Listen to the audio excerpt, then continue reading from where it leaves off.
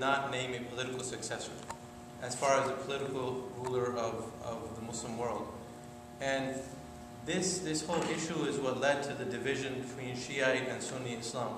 The Shiites in general, they believe that the Prophet in secret did appoint a successor, and that was the family of the Prophet. So now they have a series of leaders that derive legitimacy from his family. And today, most Shiite leaders, they claim descent from that lineage. So for them, that's the source of legitimacy. For mainstream Sunni Muslims, we believe the Prophet not naming a successor was a great lesson to the community. And that lesson was that leadership is not a dynastic process.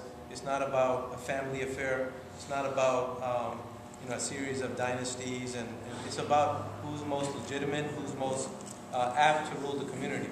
So for us, that's a democratic thing. This was a lesson of the Prophet. He could have easily named a successor.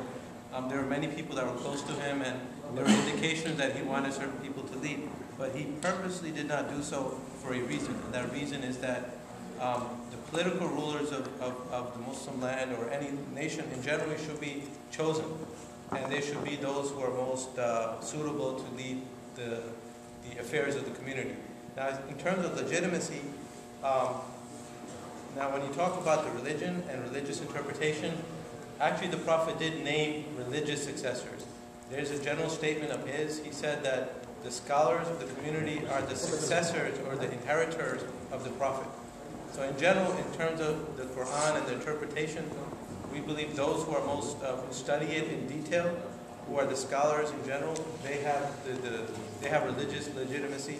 Their opinions have more weight than others. So we kind of divide it between political leadership and religious leadership. So politically, we believe that it should have been left open, and there was a purpose for that. Religiously, we believe that those who know about Islam more have a greater right to interpret that. And those are, in general, there's no institution, there's no clergy, but in general, those who are scholars of Islamic law, those who spend their lives studying Islamic law. So that's also it's open to anyone. It's not a ruling class, it's not a family affair. So I know there's a lot of tension based on these issues, and a lot of the sects, especially Shiite Islam, stems from that difference of opinion. But what I'm giving you is our understanding from mainstream Sunni tradition, which is the majority of us here.